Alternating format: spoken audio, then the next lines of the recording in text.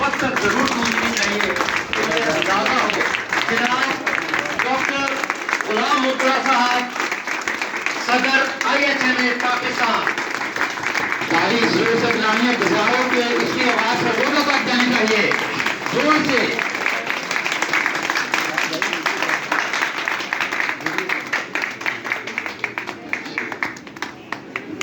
اعوذ باللہ من الشیطان الرجیم, بسم اللہ الرحمن الرحیم.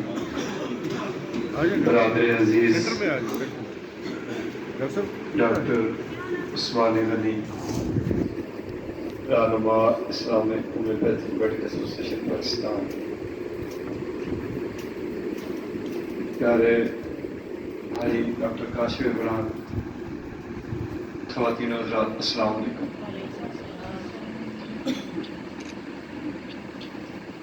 بلا شبہ ڈاکٹر شکیل صاحب جو فرما رہے تھے میں ان کی ساری باتوں کی تائید کرتا ہوں, اور آپ سے یہ بات شیئر کرنا چاہتا ہوں کہ یہ پھولوں کی پتیاں کا نچھاور ہونا اور یہ گلے میں پھولوں کے ہار ڈالنا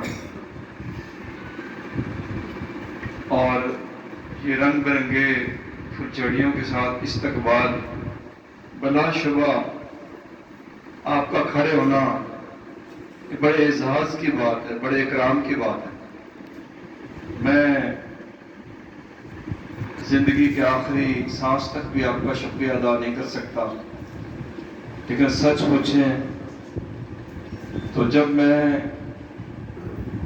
اس بات کا حلف اٹھا رہا تھا کہ میں اللہ کو گواہ کر کے اقرار کرتا ہوں کہ میں اس ذمہ داری کو نبھاؤں گا, وہ وقت بھی بڑا سخت تھا, بڑا کڑا تھا, اپنی کمزوری کا پوری طرح ادراک تھا, اور آج اس احساس کو آپ نے کئی گنا زیادہ بڑھا دیا. وہ احساس کئی گنا زیادہ میرے کندھوں پر لاد دیا گیا کہ میں یہ سب کچھ کیسے کر پاؤں گا, یہ ساری توقعات پر کیسے پورا اتروں گا. میں ایک انتہائی کمزور انسان ہوں, اور انسان تو ہر لمحے ہر سانس اور ہر چیز کا محتاج ہے. حرف اٹھانے لگا تھا تو اپنے حرف سے پہلے میں اپنے معزز ارکان شورا سے اس ٹائم بھی مخاطب ہوا تھا کہ میں حرف تب اٹھاتا ہوں کہ آپ وعدہ کریں کہ آپ میرے شانہ بشانہ کھڑے ہوں گے تو پھر مجھ میں ہمت بندھے گی.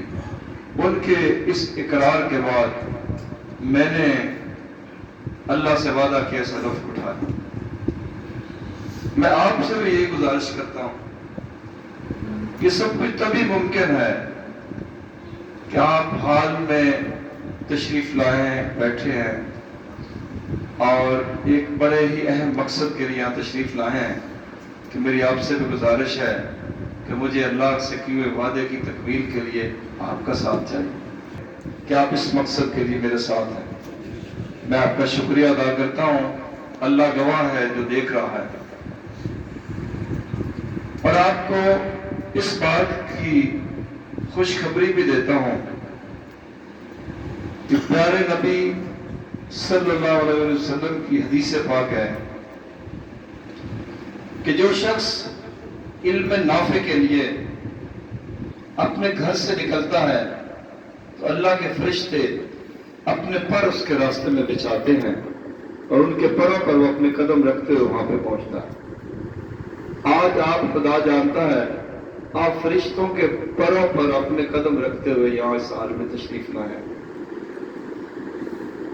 کیونکہ آپ ایک ایسا علم سیکھنے کے لیے یہاں تشریف لائے ہیں جس سے انسانیت کو فائدہ پہنچے گا.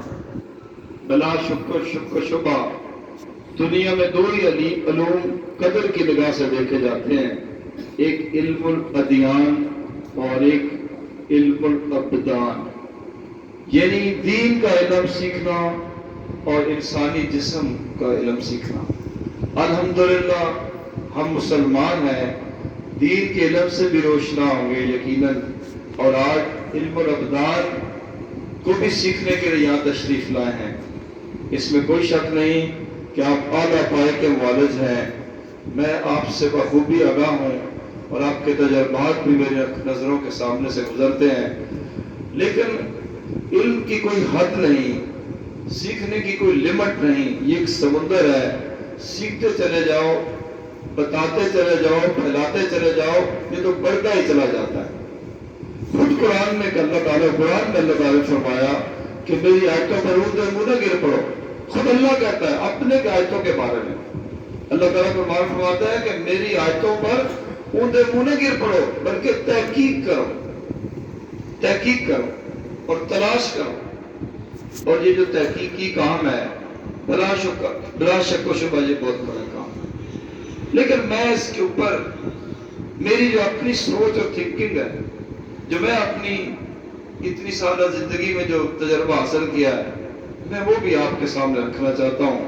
ویسے تو لکھنؤ میں ایک روایت تھی کہ جب کوئی مشاعرے ہوتے تھے، جب کوئی کسی بڑے مشاعرے میں جب کوئی اچھا شاعر اپنا کلام پیش کرتا تھا تو مشاعرہ وہیں پر ختم ہو جاتا تھا۔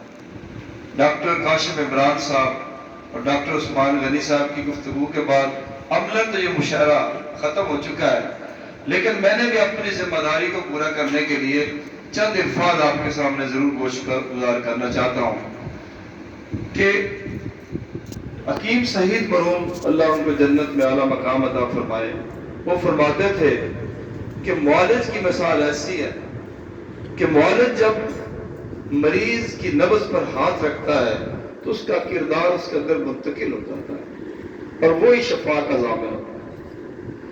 ایک معالج کے لیے اپنے علم کے ساتھ ساتھ بہترین انسان اور بہترین مسلمان ہونا بھی بہت ضروری ہے۔ فرشتوں سے بہتر ہے انسان بننا، مگر اس پہ لگتی ہے محنت زیادہ۔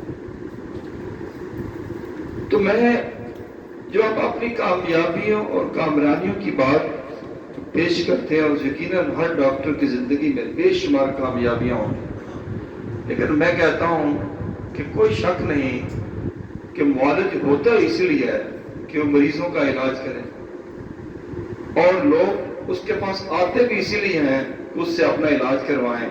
لیکن ایک فرق ضرور ہے، آپ اس کا جائزہ لیجئے گا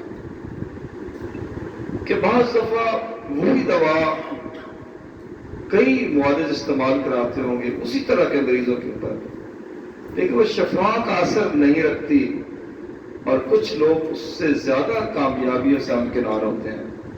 اس کے پیچھے بھی تو کوئی فلسفہ ہے۔ میں یہی کہوں گا کہ کامیابی کا اصل زینہ، اصل راستہ جو ہے وہ اللہ تعالیٰ سے محبت کا راستہ ہے۔